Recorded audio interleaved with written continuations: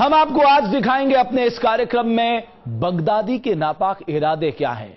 किसको निशाना बनाना चाहता है बगदादी आखिर इराक को क्या बनाना चाहता है, किस तरह से बगदादी अमेरिका को धमका रहा है और अमेरिका के निशाने पे किस तरह से बगदादी के लड़ाके आ गए हैं, कौन बगदादी के साथ जुड़ना चाहता है और हिंदुस्तान में भी बगदादी के साथ कौन जुड़ना चाहता है, ये सब कुछ। लेकिन सबसे पहले हम आपको बताएं, इराक में आईएसआईएस के आतंकियों का कहर जारी है। आईएसआईएस के लड़ाकों ने यजीदी समुदाय के 500 लोगों को मौत के घाट उतार दिया। खबर है कि आतंकियों ने महिलाओं और बच्चों समेत कई लोगों को जिंदा जमीन में दफना दिया। आईएसआईएस के लड़ाकों ने करीब 300 महिलाओं को अपना गुलाम तक बना लिया है।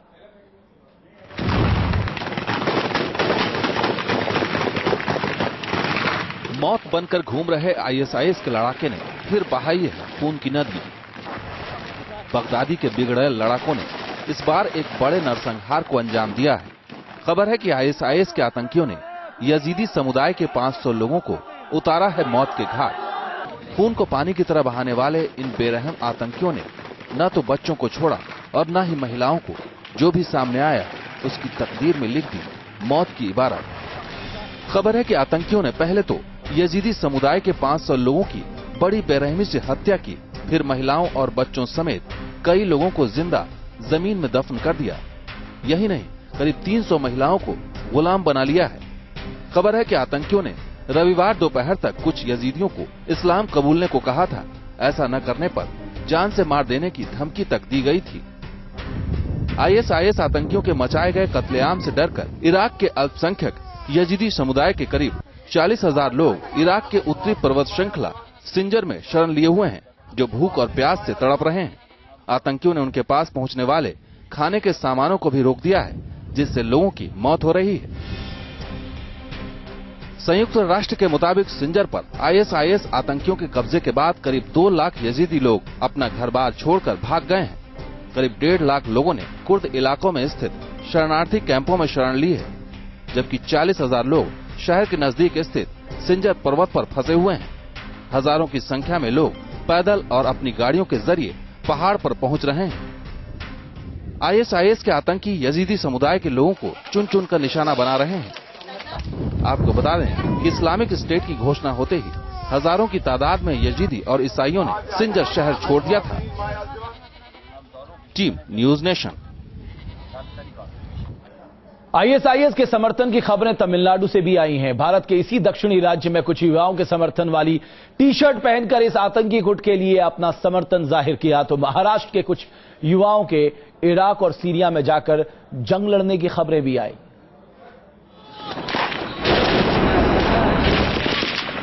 इराक में खलीफा शासन लागू करने की कोशिशों में जुटा आईएसआईएस अपने नापाक इरादों को दुनिया भर में फैलाने का मंसूबा रखता है।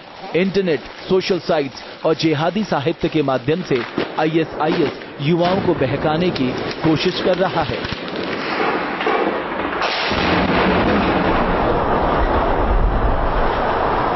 आईएसआईएस की इन कोशिशों से खतरा भारत को भी है और खतरे की गवाही ये 2 तस्वीरें दे रही हैं। ये तस्वीरें तमिलनाडु के छोटे से कस्बे रामनाथपुरम की है। रामनाथपुरम के इन युवाओं ने आईएसआईएस के प्रति अपना समर्थन जाहिर करने के लिए उसकी टी शर्ट पहनकर न सिर्फ फोटो खिंचाई, बल्कि इस ग्रुप फोटो को सोशल साइट पर भी अपलोड कर दिया। आईएसआईएस के साइड इफेक्ट का तमिलनाडु का ये पहला मामला नहीं है। इससे पहले कुड्डालोर के एक युवक ने अपने घर वालों को फोन करके बताया था कि वो सीरिया में आईएसआईएस के लिए लड़ रहा है। हाल ही में जिस तरह से सोशल नेटवर्क पर आईएसआईएस के एम्बलम वाले टी शर्ट्स वायरल हुए हैं, उसके बाद पुलिस भी हरकत में आ गई है। इराक में आतंक मचाए आईएसआईएस को अब भारत से भी समर्थन मिलने लगा है। सुन्नी मुसलमान के युवक आईएसआईएस के एम्बलम वाले टी शर्ट पहनकर उनका समर्थन कर रहे हैं। हालांकि पुलिस इन पर कड़ी निगरानी रख रही है, लेकिन जिस तरह से टी शर्ट का ऑर्डर दिया जा रहा है, उससे एक बात तो साफ है कि भारत से भी अब आईएसआईएस को समर्थन मिलने लगा है। छोटे शहरों से लेकर आईएसआईएस अपना जाल देश के बड़े महानगरों में भी फैलाने की कोशिशें कर रहा है। कुछ दिनों पहले मुंबई के भी 4 युवक के आईएसआईएस से जुड़ने की खबरें आई थी। युवकों से आईएसआईएस ने सोशल साइट्स के जरिए संपर्क किया था। इस खबर के सामने आने के बाद सुरक्षा एजेंसियों के कान खड़े हो गए थे। इराक और सीरिया में आतंक का दूसरा नाम बन चुका जिहादी संगठन ISIS ने महाराष्ट्र के कुछ मुसलमानों पर भी अपनी छाप छोड़ी है और यही महाराष्ट्र ATS के लिए चिंता का सबब बन चुका है। अब महाराष्ट्र ATS ये पता लगाने में जुटी हुई है कि किस तरह ISIS महाराष्ट्र के मुसलमानों से अपना संपर्क साध रहा है और उन्हें अपने साथ जोड़ रहा है। ISIS के मुखिया बगदादी के इरादों का असर कुछ युवाओं के साथ ही धर्मगुरुओं पर भी हो रहा है। धर्मगुरु मौलाना सलमान नदवी इराक में आतंक मचा रहे ISIS की तारीफ कर रहे हैं। साथ ही बगदादी की मदद के लिए उन्होंने सऊदी अरब सरकार को एक खत भी लिखा है, जिसमें उन्होंने बगदादी की मदद के लिए भारत से 5 लाख लड़ाकों को तैयार करने की बात कही है। मैं नहीं समझता हूं कि किसी दूसरी कंट्री को उसमें मुदाखलत करने की जरूरत है और वो तमाम जो सूरत हाल वहां की है वो मिस गवर्नेंस और एक तरीके से यूं समझा जाए कि हुकूमत का गलत इस्तेमाल करने का नतीजा है। भारत में एक तबका ISIS की हिमायत कर रहा है तो कुछ लोग ISIS के खिलाफ लड़ रहे इराकी फौजियों की मदद के लिए इराक जाने को बेताब हैं। हमें अपने होली श्राइन के लिए या लोगों के साथ में जो ज्यादतियां वहां हो रही हैं, इंसानियत के नाते ह्यूमैनिटी को मद्देनजर रखते हुए हम वहां जा रहे हैं। अब तक हजारों लोगों को मौत के घाट उतार चुका ISIS ने लाखों लोगों को बेघर भी कर दिया है। दुनिया के कई मुल्क बगदादी की फौज को आतंकवादी संगठन घोषित कर चुके हैं, लेकिन कश्मीर में कुछ दिनों पहले ISIS के समर्थन में प्रदर्शन किए गए थे। इराक में लगातार पैर पसार रहा ISIS अपनी विचारधारा से भटके हुए युवाओं के बीच एक वायरस की तरह फैल रहा है। दुनिया के सबसे खतरनाक संगठन की इन कोशिशों ने भारत की सुरक्षा एजेंसियों के सामने भी एक बड़ी चुनौती खड़ी कर दी है। Team news nation. इराक और सीरिया में खून की नदियां बहाने के बाद ISIS के सरगना अबू बकर अल बगदादी के नापाक इरादे और भी खतरनाक हो गए हैं। अपने इन नापाक इरादों को अमली जामा पहनाने के लिए बगदादी ने रची है एक खतरनाक साजिश। इराक और सीरिया में एक बड़े संकट की वजह बन चुका ISIS अब भारत के लिए भी चुनौती बनता जा रहा है। आतंक का दूसरा नाम बन चुके इस संगठन की नजर भारतीय युवाओं पर भी है। इराक में खलीफा शासन की घोषणा कर चुके बगदादी की नजर भारत के पढ़े लिखे युवाओं पर है। खतरा कितना बड़ा है इसका खुलासा इंडियन आर्मी के लेफ्टिनेंट जनरल सुब्रत साहा ने किया। चिनार कॉर्प्स के कमांडर साहा का कहना है कि कश्मीर के कई युवा, खासकर शिक्षित युवा, आतंकी समूहों के साथ जुड़ रहे हैं। I would submit that any youth joining militancy is disturbing, and if educated youth are joining, it is more disturbing. To that extent, yes, it certainly causes concern to us. To that extent, it certainly encourages us to take initiatives to keep the youth more meaningfully engaged. Army के बड़े officer ने ये बातें हवा में नहीं की। उनके इस दावे के पीछे आर्मी इंटेलिजेंस की खुफिया रिपोर्ट रही होगी। राज्य सरकार ने लेफ्टिनेंट जनरल सुब्रत साहा के दावों को सही मानने से इनकार कर दिया है।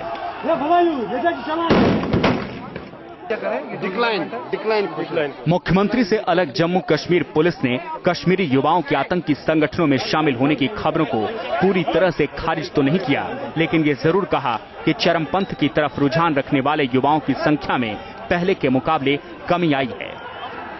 नहीं, देखिए कि अगर आप देखेंगे आज की डेट में जो न्यू रिक्रूटमेंट यहाँ के वो बहुत ही कम, पिछले सालों के हिसाब से बहुत ही कम है। इक्का दुक्का 1-2 लड़के कहीं पे रिक्रूट अगर हो रहे हैं किसी कारण की वजह से, लेकिन एक डिक्लाइनिंग ट्रेंड है। उस ट्रेंड को आपको मद्देनजर रखना चाहिए कि यहाँ जो है नकारा है, हमारी यूथ ने मिलिटेंसी को नकारा है। कश्मीरी युवा पहले भी आतंकी संगठनों के निशाने पर रहे हैं, लेकिन कश्मीर में सक्रिय आतंकी गुट जहां कम पढ़े लिखे युवकों को अपने साथ लाने की कोशिशें करते थे, वहीं ISIS का जोर शिक्षित युवाओं को अपने गैंग में शामिल करने पर है। इराक और सीरिया में एक नए मुल्क का सपना देख रहे बगदादी भारत के इन शिक्षित युवाओं के जरिए अपने नए मुल्क में प्रशासनिक कार्यों को संचालित करना चाहता है। सड़कों की मरम्मत और जंग में घायल हो रहे अपने आतंकियों के लिए बगदादी को इंजीनियरों और डॉक्टरों की भी जरूरत है और इस जरूरत को पूरा करने के लिए उसकी नजर ये युवाओं पर है। कश्मीर में पिछले कई हफ्तों में जितने भी प्रदर्शन हुए उन सब प्रदर्शनों में आईएसआईएस के झंडे देखने को मिले। वहीं आईएसआईएस के सपोर्टर्स का नंबर भी बढ़ता जा रहा है, जो कि बहुत ही बड़ा सिक्योरिटी कंसर्न बन रहा है। जहां जम्मू कश्मीर पुलिस इस पूरे इश्यू पे बात नहीं करना चाहती, वहीं अगर हम इंडियन आर्मी की बात करें तो वो इस इश्यू पे बहुत ही ज्यादा कंसर्न है और उन्होंने कहा है कि वो इस इश्यू को जल्द से जल्द टैकल करने की कोशिश करेंगे। वीडियो जर्नलिस्ट मोहम्मद यूनिस के साथ Idris loan, news nation, Srinagar. Iraq में फौज और आतंकियों के बीच चल रही जंग में अभी भी सैकड़ों भारतीय फंसे हुए हैं। इराक में अपनों की सलामती के लिए उनके परिवार में लोग दुआ कर रहे हैं, साथ ही साथ सरकार से भी गुहार लगा रहे हैं। आईएसआईएस के जिहादियों और इराकी फौज के बीच चल रही जंग भले ही भारत के सैकड़ों किलोमीटर दूर लड़ी जा रही हो, लेकिन इसकी तपिश भारत में भी महसूस की जा रही है। इराक में फंसे सैकड़ों भारतीयों को सरकार अब तक सुरक्षित निकाल चुकी है, लेकिन अभी भी बड़ी संख्या में भारतीय नागरिक जंग का मैदान बन चुके इराक में फंसे हुए हैं। इस मां के जिगर का टुकड़ा भी उन बदनसीबों में शामिल है जो अब तक इराक से नहीं निकल पाया है। बच्चों को अपने पिता और एक पत्नी को अपने पति का इंतजार है। परिवार नेताओं और अधिकारियों के चक्कर लगाकर थक चुका है, लेकिन उम्मीद की कोई किरण कहीं से नहीं दिखाई देती। सरकार कही जाती कि बच्चे सेफ है, बच्चे सेफ है। अज अं टीवी ते वेख्या कि अमेरिका वालियां ने इराक विच हवाई हमले कर दिते ते सानूं अज सवेर दा बहुत ज्यादा डर पैदा होया। असीं सरकार को यही मंग करदे हैं कि जल्द तो जल्द साडे मतलब सारे बच्चे जिन्ने भी हैगे वापस सही सलामत लिया दें। आंसुओं का सैलाब इस मां की आंखों में भी है। बेटा जंग की आग में जल रहे इराक में जो फंसा हुआ है, जिसकी सलामती की फिक्र इन्हें दिन रात सता रही है। टीवी के जरिए इराक के पल पल के हालात पर नजर रखे हुए है ये परिवार। इराक के बिगड़ते हालात के बीच ये हर वक्त यही दुआ कर रहे हैं कि हिंसाग्रस्त इराक में फंसा उनका बेटा किसी तरह निकलकर घर आ सके। देवरिया के इस परिवार की कहानी भी पंजाब के उन परिवारों से जुदा नहीं है जिनके अपने इराक में फंसे हुए हैं। इस परिवार के 3 सदस्य रोजी रोटी की तलाश में इराक गए थे। तीनों बगदाद के एक होटल में काम करते थे, लेकिन इराक में हालात अब इस कदर खराब हैं कि तीनों अब भारत आना चाहते हैं। होटल के बाहर खतरा है। होटल के मालिकों ने उनका साथ छोड़ दिया है। उमेश के साथ साथ रशिया होटल में देवरिया के 5 लोग समेत कुल 45 भारतीय फंसे हैं। तीनों इराक से फोन पर अपनी दास्तां बयां कर रहे हैं। आपको हेल्पलाइन नंबर मिला, उससे बात हुई आपकी? हाँ, मैंने हेल्पलाइन पर दिल्ली में कॉल किया था। ऑलरेडी जो हम लोग का 45 आदमियों का लिस्ट है, हम लोग जो आपके पास लिस्ट है, यही लिस्ट मैंने दिल्ली हेल्पलाइन को दिया था, ईमेल भी किए थे, मगर वो तक अभी तक कोई रिस्पॉन्स नहीं मिला वहाँ से। वहाँ पे बहुत लोग फंसे हुए, वो करे मैं वापस आ जाऊँ बस। भारत से इराक गए इन बदनसीबों ने एक सुनहरे भविष्य की तलाश में अपना घर बार छोड़ा था, लेकिन इन्हें क्या पता था इनके सुनहरे सपने जंग की आग में झुलस जाएंगे।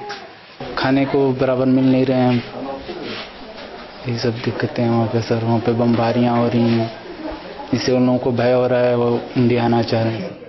इराक में फंसे अपने लोगों की राह देख रहे परिवारों की उम्मीद हर एक बीतते पल के साथ निराशा में बदलती जा रही है। मदद की गुहार वो हर उस दर और दीवार पर लगा चुके हैं जहां से उन्हें मदद की आशा थी। हर चौखट से निराश लौटने के बाद अब वो भगवान से दुआ कर रहे हैं कि वो संकट की घड़ी में उनकी मदद करे। Team news nation. और जब से अमेरिका ने बगदादी पर हमले किए हैं, बगदादी बौखला गया है। बगदादी अमेरिका को धमकी दे रहा है कि वो 9/11 को दोबारा भी कर सकता है। साथ ही साथ उसने यजीदियों पर अब हमले शुरू कर दिए हैं और यह मसला इराक की संसद में भी उठा। इराक में कितनी मुश्किल है बगदादी के लिए और कम से कम अमेरिका के आने के बाद बगदादी की मुश्किलें किस तरह से बढ़ रही हैं, यह भी हम आपको बताएंगे। जल्द हाजिर होते हैं। अमेरिकी हमलों से बौखलाए बगदादी ने अब अमेरिका को ही धमकाना शुरू कर दिया है। बगदादी के लड़ाके अमेरिका को 9/11 की याद दिला रहे हैं। इतना ही नहीं, एक बार फिर बगदादी के लड़ाके अमेरिका को कह रहे हैं कि वो 9/11 दोबारा रिपीट कर सकते हैं।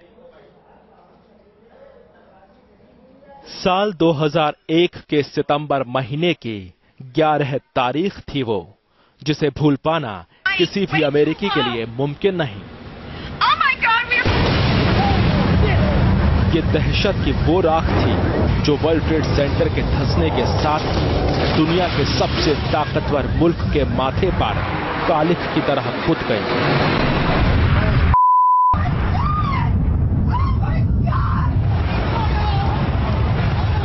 ओसामा बिन लादेन के अलकायदा ने इस हमले को अंजाम दिया, जिसने अमेरिका समेत पूरी दुनिया को आतंकवाद के खिलाफ नए सिरे से सोचने पर मजबूर कर दिया।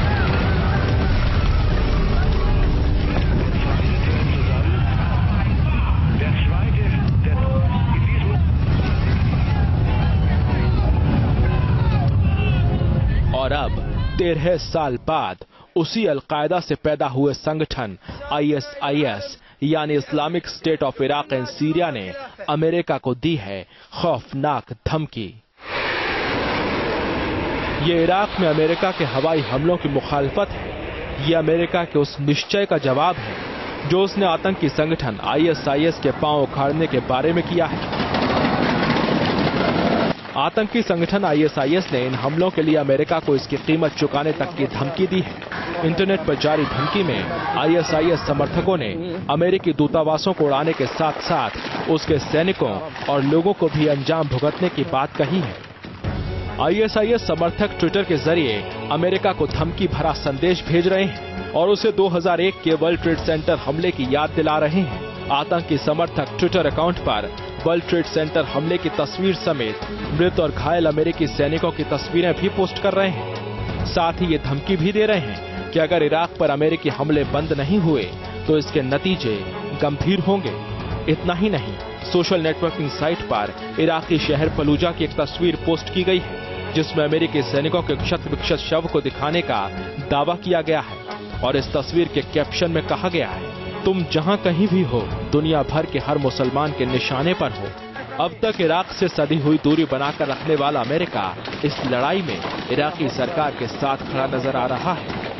ओबामा साफ कह चुके हैं कि अमेरिका निर्दोष लोगों का संहार रोकने के लिए हर बार हस्तक्षेप करेगा, लेकिन ये अमेरिका के लिए इतना आसान नहीं रहने वाला, क्योंकि 2003 में इराक में अमेरिका कितनी बुरी तरह उलझा हुआ था, ये तस्वीरें इसकी गवाह हैं। अमेरिका लंबे वक्त तक इराक से निकल नहीं पाया था। अब एक बार फिर जब अमेरिका ने ISIS के खिलाफ युद्ध का बिगुल फूंक दिया है, तब उस पर इस लड़ाई को भी अंजाम तक पहुंचाने की जिम्मेदारी है, वरना अमेरिका को इसके गंभीर नतीजे भुगतने पड़ सकते हैं, क्योंकि ISIS अपने खूंखार अंदाज के लिए जाना जाता है जिसमें दहशत का कोई लगाम नहीं लगती। जी न्यूज नेशन। ISIS के सरगना अबू बकर अल बगदादी ने एक नया वीडियो जारी किया है जिसमें ISIS के लड़ाके मोसूल डैम समेत कई अहम ठिकानों पर अपना झंडा लहराते दिखाई दे रहे हैं। खबर है कि बगदादी इराक के उत्तर पूर्व इलाके में अपने पैर धीरे धीरे पसार रहा है। भले ही अमेरिका हवाई हमलों के जरिए आतंकी संगठन ISIS के हौसलों को पस्त करने में लगा हो, लेकिन ISIS अपने मंसूबों को अंजाम तक पहुंचाने के लिए हर दांव खेलने में लगा है। ISIS ने एक और वीडियो जारी कर अपनी धमक दिखाने की कोशिश की है। इस वीडियो में आप देख सकते हैं कि किस तरह से ISIS के लड़ाके हवा में बंदूक लहरा रहे हैं। ISIS के इस नए वीडियो में उत्तरी इराक के सरकारी संस्थानों पर उनके लड़ाके अपना झंडा लहराते दिखाई दे रहे हैं। अपने मिशन की कामयाबी के लिए ये हथियारों से लेकर दुआओं तक का सहारा ले रहे हैं। इन तस्वीरों में आप देख सकते हैं कि किस तरह से आतंकियों ने अस्पताल और डैम को अपने शिकंजे में ले लिया है। इन जगहों पर पहले इराकी सेना का कब्जा हुआ करता था, लेकिन ISIS के लड़ाकों ने उन्हें कदम पीछे खींचने पर मजबूर कर दिया है। ये वही मोसुल डैम है जो इराक में बिजली पैदा करने का मुख्य स्रोत रहा है। इस डैम पर महज 24 घंटों के संघर्ष के भीतर आईएसआईएस ने अपना कब्जा जमा लिया था। हालांकि इराकी सेना ने इस बात का खंडन किया था, लेकिन ये वीडियो इस बात की तस्दीक कर रहा है कि किस तरह से आईएसआईएस ने इराक के कई महत्वपूर्ण जगहों पर अपना कब्जा जमा लिया था। इराक के लिए मोसुल डैम का कितना महत्व है, इस बात का अंदाजा इसी बात से लगाया जा सकता है कि आईएसआईएस इसके बहाने प्रधानमंत्री नूर अल मलिकी की शिया नेतृत्व वाली सरकार को अपदस्थ करने का दांव तक खेल सकता है।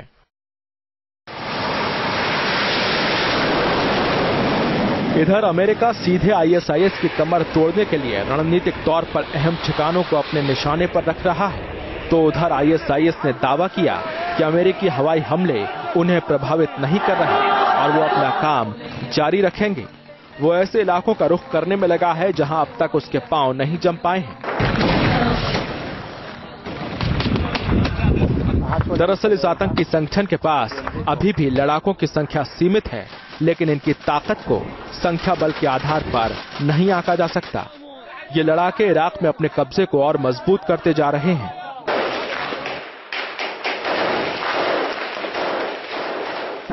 लड़ाके जिस भारी मशीनरी का इस्तेमाल कर रहे हैं उनमें से ज्यादातर अमेरिका में बनी है। इन लड़ाकों ने 2 महीने पहले एक हिंसक कार्रवाई की शुरुआत की थी। आईएसआईएस ने क्षमता के मामले में इराकी सेना को भी मात दे दी है। मौत का खौफ न रखने वाले ये लड़ाके खतरनाक तकनीकों का इस्तेमाल कर रहे हैं। जब तक अमेरिका इस लड़ाई में नहीं कूदा था, तब तक कुर्द लड़ाके ही आईएसआईएस के आतंकियों से दो हाथ कर रहे थे। इराकी मानकों के हिसाब से कुर्द लड़ाके भले अच्छा कर रहे हैं, लेकिन वो वाकई में लाइट इन्फेंट्री लड़ाके ही हैं। मोसुल और इरबिल वो शहर हैं जो आईएसआईएस के लिए खासी अहमियत रखते हैं, इसलिए अमेरिका भी शुरुआत में इन्हीं 2 जगहों पर अपने हमले केंद्रित रखना चाहता है और इसी से अंदाजा लगाया जा रहा है कि ये लड़ाई अभी लंबी चलेगी। Team news nation. हमारी इस खास पेशकश में इतना ही।